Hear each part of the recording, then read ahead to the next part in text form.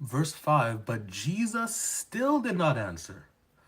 And so Pilate was amazed. Whoosh. One thing the Bible tells us in 1 John 2, verse 6 is that those who are of God will walk like Jesus walked.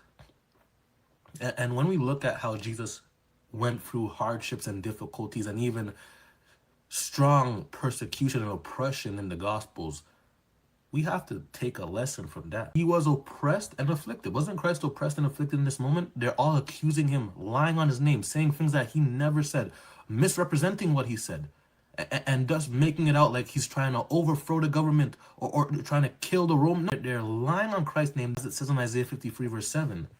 He was oppressed and afflicted, yet he did not open his mouth. This is more so a hyperbolic figurative language to suggest that even though the Messiah is being afflicted, being oppressed, having people lie on his name, he's not going to defend himself. He's not going to answer back saying you're lying, and he's going to defend himself so that this doesn't happen like in court. Christ will let this happen even though he knows they are lying on his name. He was oppressed and afflicted, yet he did not open his mouth. Like a lamb led to a slaughter, and like a sheep silent before her shearers, Christ was being led to die.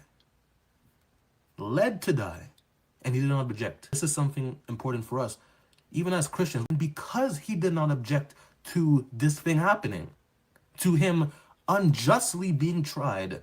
Christ amazed a secular man, or maybe a pagan man, but most likely a secular man, in the governor of Rome, the governor in this area, Pilate.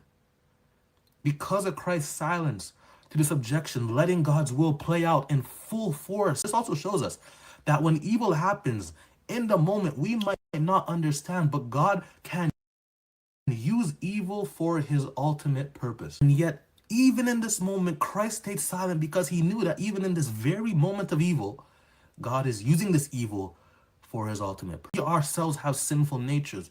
So God uses even the evil of the world for his good pleasure, for his ultimate purpose. Even in the midst of evil, he stays silent because he's letting the will of his Father play out perfectly.